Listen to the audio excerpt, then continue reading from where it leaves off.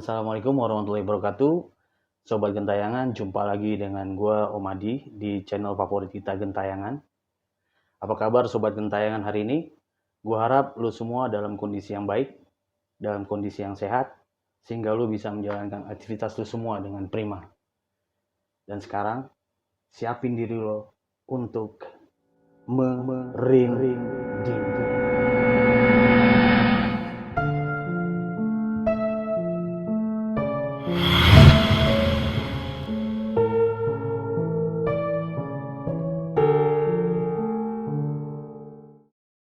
Sobat Gentayangan, di episode kali ini Gentayangan sudah kedatangan narasumber baru ya. Narasumber yang akan menceritakan pengalaman-pengalaman gaib dan kisah-kisah misteri yang pernah dialami ya. Gue juga belum tahu ceritanya, tapi yang pasti menarik untuk kita ikutin sama-sama ya. Nah sekarang kita kenalan dulu ya. Di samping kiri gue sudah ada Mas Fajri ya. Ya. Apa kabar Mas Fajri? Alhamdulillah sehat Om Adi. Sehat ya. Om Adi sehat. Alhamdulillah. Kelihatan. Gue juga sehat ya. Thank you. Alhamdulillah. Mas Fajri kalau boleh tahu tinggal di mana Mas? Sekarang tinggal di Depok. Oh di Depok. Di Depok. Oke. Di Depok terus kegiatan sehari-hari? Karyawan swasta. Karyawan swasta bekerja ya sehari-hari. Bekerja, alhamdulillah. Oke. Nah Mas Fajri kita langsung aja ya. Untuk dengerin ceritanya dari Mas Fajri nih. Oke. Jadi ini ceritanya sebetulnya bukan gue yang ngalamin langsung. Jadi tapi kebetulan di kejadian yang menurut gue sih di luar nalar ya, gue ada di lokasi itu gitu ya. Kejadiannya sendiri ini terjadi di awal tahun 2000. Waktu itu kalau nggak salah gue masih sekolah SMA. Jadi SMA dulu tuh kita punya ya namanya sekolah SMA kan pasti teman-teman juga semua di sini punya satu rumah temennya yang dijadiin base camp gitu ya, yang dipakai buat tempat kumpul-kumpul. Nah, kebetulan ada satu teman kita, lokasinya sendiri mungkin gue nggak bisa spesifik infokan di mana, yang pasti di salah satu kota di Jawa Barat. Saat itu ada dua teman gue, sebut saja yang satu namanya Budi, yang satu namanya Iwan gitu ya. Kebetulan salah satu dari teman kita yang terlibat di cerita ini juga sudah almarhum. Mereka berdua ini dalam satu kesempatan daki gunung di Gede Pangrango waktu itu. Nah begitu, kebetulan pada saat mereka mendaki gue nggak ikut, tapi begitu mereka pulang dari gunung itu, gue ada di rumah teman gue ini, si Iwan ini gitu ya. Jadi kita ngumpul-ngumpul di situ seperti biasa.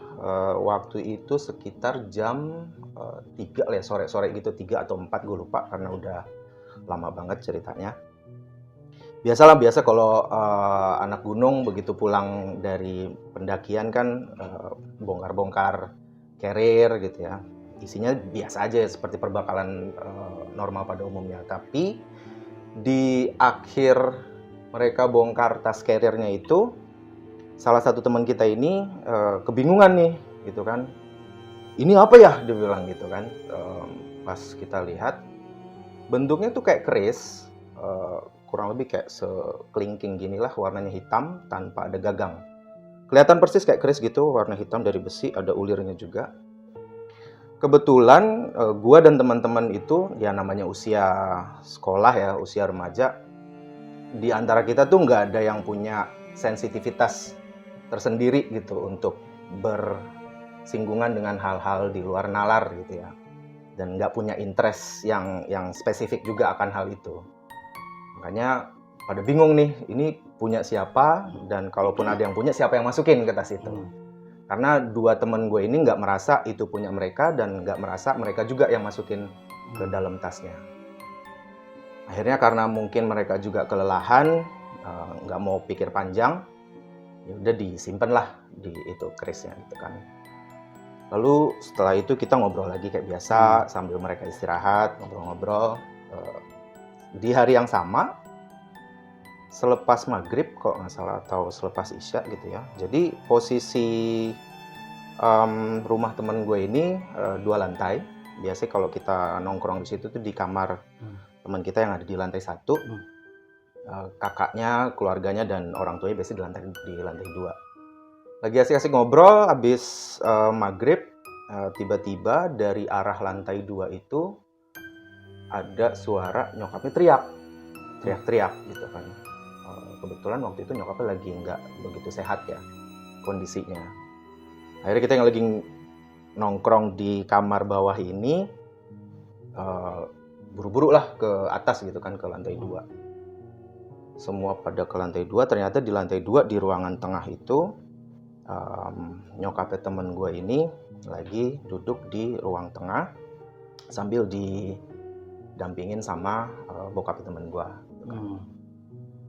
Sambil teriak-teriak juga. Teriak-teriaknya tuh nggak lazim, dari mulai tone suaranya, terus ekspresi mukanya, itu sangat bukan nyokap temen gue gitu. Karena kita udah sangat dekat nih sama keluarga temen gue ini gitu kan. Lalu teriak-teriak pakai bahasa Sunda, cukup jelas ngomongnya, cukup tegas ngomongnya, jelas itu bukan suaranya nyokap gue. Dan gesturnya tuh waktu itu kalau nggak salah gue inget itu duduk sila nyokapnya temen gue. Gesturnya tuh gagah banget, kayak laki-laki yang punya punya power gitu.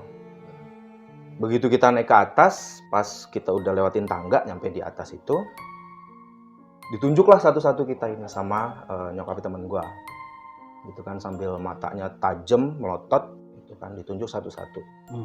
Siapa yang mau ikut sama saya gitu. Ini kalau gue artikan dalam bahasa Indonesia ya, siapa yang mau ikut sama saya. Jadi layout rumah temen gue nih di lantai 2-nya itu di ruang tengah, lalu ada kamar. Dari ruang tengah ini ada pintu yang mengarah ke balkon gitu. Jadi ada balkon di lantai 2-nya. Setelah dia nanya gitu, dia nunjuk ke arah pintu yang mengarah ke balkon. Itu lihat pasukan saya sudah datang pakai kuda, dia bilang gitu. Kamu, jadi kita ada 3 orang waktu itu. Jadi gua dan 2 teman gue ini ditunjuk satu-satu. Pokoknya semua yang ada di situ ditunjuk satu-satu. Siapa yang mau ikut sama saya? Jadi pasukan saya di atas, dia bilang gitu. Sambil nunjuk ke atas gitu. Gue nggak ngerti ini atasnya atas ke mengacu kepada apa nih, di atas itu di bagian mana gitu. Cuma yang jelas dia bilang begitu.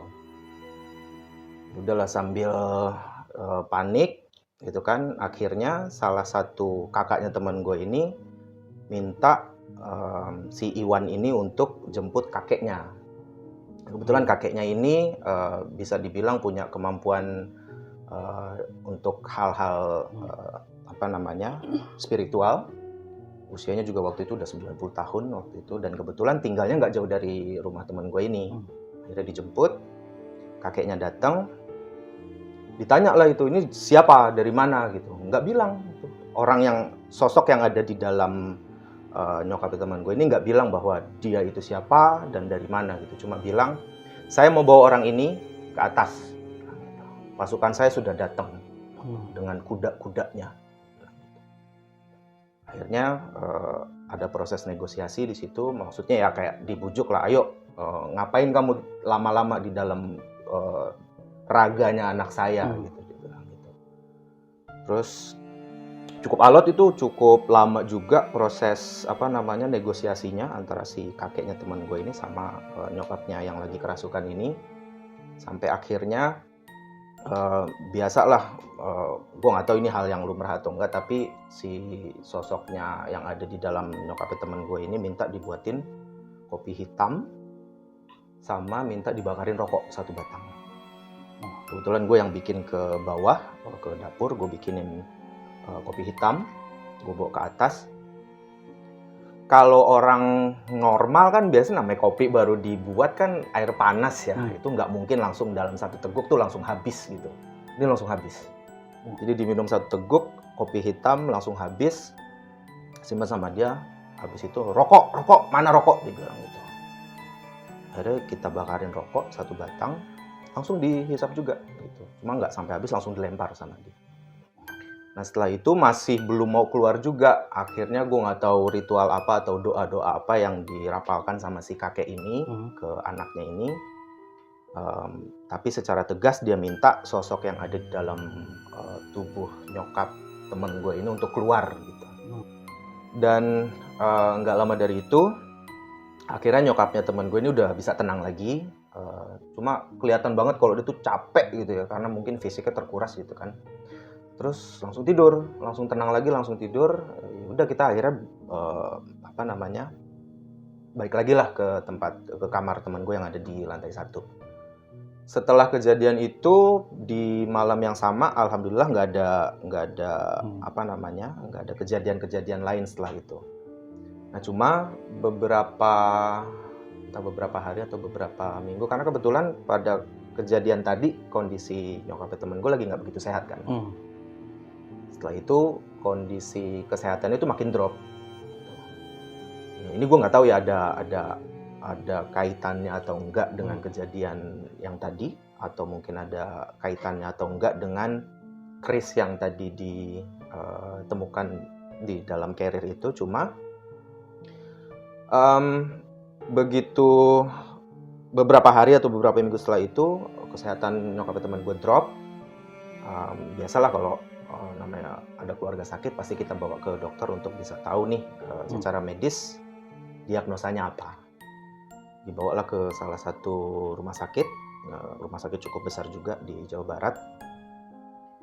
Anehnya beberapa dokter yang meriksa tuh sampai ke spesialis gitu nggak bisa memastikan atau nggak bisa mendiagnosa penyakit apa yang ada di dalam nyokap temen gue. Nggak putus sampai di situ, pihak keluarga juga mengupayakan pengobatan non medis gitu. Jadi biar tahu juga nih, penasaran kan kalau secara medis nggak ada diagnosanya, siapa tahu kalau dengan non medis bisa ketahuan nih. Akhirnya dipanggillah salah satu praktisi non medis ini untuk bisa mencoba untuk mengobati nyokap teman gue ini. Nah kebetulan pada saat prosesi pengobatan non medis ini dilakukan juga gue ada di situ. Dilakukan di siang hari, gue lupa hari apa waktu itu.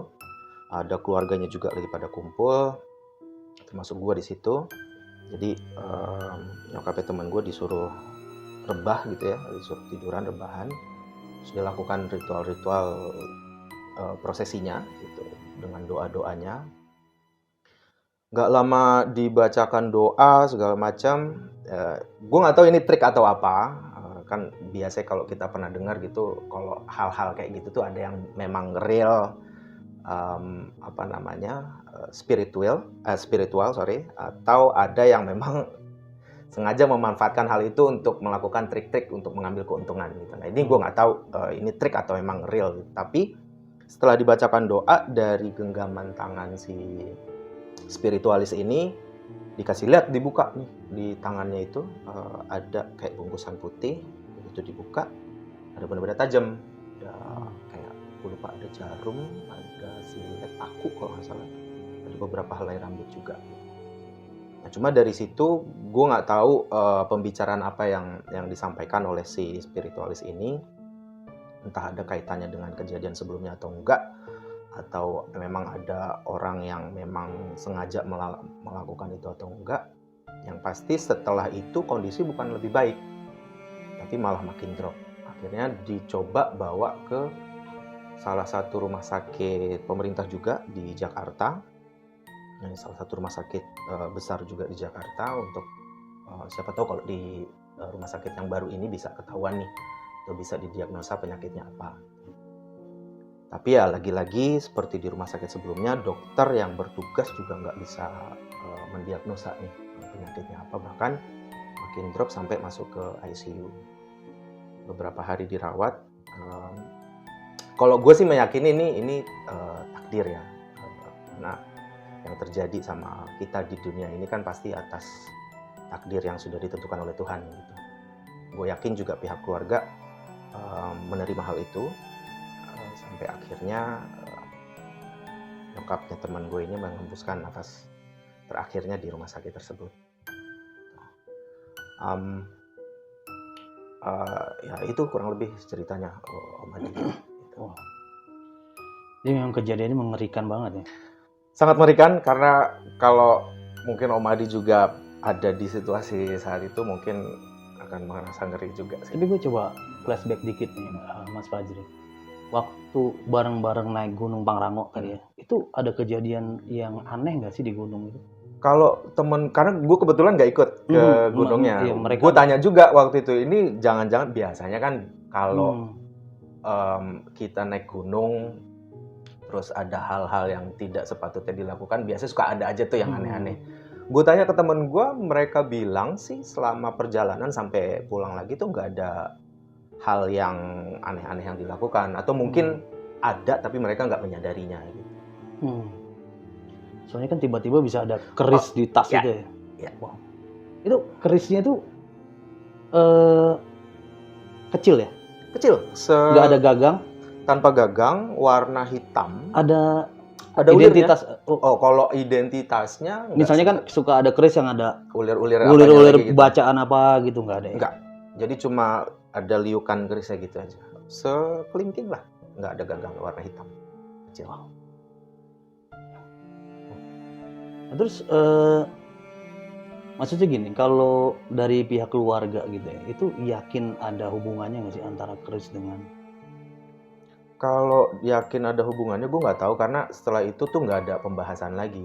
Dan kayaknya temen gue juga seingat gue nggak menginformasikan hal itu ke keluarganya gitu, bahwa mereka nemuin keris nih setelah pulang dari gunung itu. Cuma secara kebetulan, kalau memang kita simpulkan ini hal yang kebetulan terjadi gitu ya, secara kebetulan runtutan kejadiannya tuh memang setelah adanya ketemu keris itu. Wow. Nah, yang waktu nyokapnya temen Mas Fajri itu kerasukan lah ya kita bilang, itu dia nggak ngomong-ngomong masalah keris itu ya? Enggak. Tapi yang dia bilang cuma itu, pokoknya dia kayak panglima gitu deh. Kelihatan kan gesturnya kalau panglima. Sementara nyokapnya teman gue itu udah usia di atas 50 kalau nggak salah waktu itu. Jadi udah kondisi fisiknya juga kan karena kesehatannya nggak begitu bagus kan. Jadi kalau itu dia tuh kayaknya nggak mungkin gitu. Karena gesturnya udah kayak panglima, dia duduk sila gini. Dia nunjuk-nunjuk ke arah pintu yang menuju ke balkon itu. Itu pasukan saya sudah datang, dia bilang gitu. Dengan kuda-kudanya. Siapa yang mau ikut sama saya jadikan pasukan. Ke atas. Dia bilang. Nah itu ke atasnya itu nggak spesifik tuh, maksudnya nggak atas mana gitu ya? Nggak gamblang. Tapi kalau kita mau sambung-sambungin sih mungkin ada kaitannya dengan, kalau kejadian yang malam itu ya ada kaitannya dengan mungkin ke atas gunung gitu Mas Fajri. Ya karena kalau di atas, kalau gue sih langsung berpikirnya tuh atas gunung mungkin gitu. Wah. Terus kalau sekarang keris itu ada di mana Mas? Nah itu dia, karena setelah kejadian itu kita nggak ya mulai banyak yang harus dipikirin gitu kan. Gue nggak tahu akhirnya itu keris ditemukan lagi atau disimpan atau dibuang atau gimana, gue nggak sempat ngecek lagi waktu itu. Karena setelah kejadian di malam itu yang nyokapnya kerasukan itu, kita kan sama-sama pasti langsung ini kenapa nih gitu kan, tiba-tiba kok sebelumnya nggak pernah kerasukan kayak gitu. Karena dia juga almarhumah ini juga kebetulan orang yang sangat religius gitu ya, jadi orang yang sangat baik ke siapapun, dia baik hati, ibadahnya juga bagus gitu, jadi sangat dijauhkan dari hal-hal yang kayak gitulah. Berarti kalau boleh gue simpulin ya, itu yang masih menjadi misteri adalah apakah ada keterkaitan antara keris dengan kejadian yang hal-hal yang menimpa nyokap temannya itu ya. Terus sekarang juga keris itu nggak tahu dari mana ya? Nggak tahu dari mana. Bahkan setelah kejadian itu juga gue nggak sempat ngecek lagi gitu, nggak sempat ngecek ke teman gue, ini keris yang tadi ditemuin ditaruh di mana atau dikemanain gitu, gue nggak ngecek lagi. Wow. Gila ya sob ya. Kejadiannya yang diceritain Mas Fajri itu, gue bilang sih mengerikan ya, hal-hal yang menimpa sama keluarga temannya Mas Fajri itu ya. Bahkan sampai sekarang keris itu juga nggak tahu keberadaan di mana. Dan yang paling misteri adalah apakah ada keterkaitan antara keris yang ditemuin itu dengan kejadian yang menimpa Setelahnya. keluarganya teman Mas Fajri itu ya. Oke, Mas Fajri, Ya. terima kasih ya udah berbagi cerita Sama-sama. di Gentayangan ya. Semoga kita dijauhkan ya dari Amin. hal-hal yang menimpa seperti Amin. keluarga temannya Mas Fajri itu. Ya, kalau mungkin di kesempatan ini juga mungkin yang tadi sudah sempat gue singgung juga, karena kita nggak tahu nih kejadiannya memang ada hubungannya atau enggak, tapi yang pasti gue pribadi dan gue yakin juga keluarga teman gue udah menyimpulkan dan menerima bahwa ini memang sudah takdir yang sudah ditentukan oleh Tuhan gitu. Dan kalau mungkin bisa ngingetin lagi, kalau nitip pesan kayaknya terlalu menggurui gitu ya, mengingatkan lagi buat teman-teman, apalagi yang memang suka kegiatan yang berkaitan dengan alam, khususnya yang suka naik ke gunung gitu, menjaga sikap, hormati tempat di mana kita berada, sopan santun dan tata krama itu tetap harus dijaga gitu. Karena disadari atau tidak, kita nggak tahu nih ada hal yang menyinggung atau hal yang tidak baik atau enggak yang kita lakukan di sana. Well, bagus banget ya pesannya Mas Fajri ya. Bahwa ya betul ya, kita harus jaga sikap kita dimanapun kita berada, apalagi di alam yang bebas seperti gunung gitu ya. Oke, Mas Fajri, makasih ya. Sekali lagi makasih sudah berbagi cerita di Gentayangan. Ya. Sobat Gentayangan, gitu aja cerita di episode kita kali ini. Gue juga mau ngucapin tidak lupa ya, terima kasih yang sudah mengikuti video-video dari Gentayangan dan yang sudah subscribe. Terima kasih banyak ya. Wassalamualaikum warahmatullahi wabarakatuh.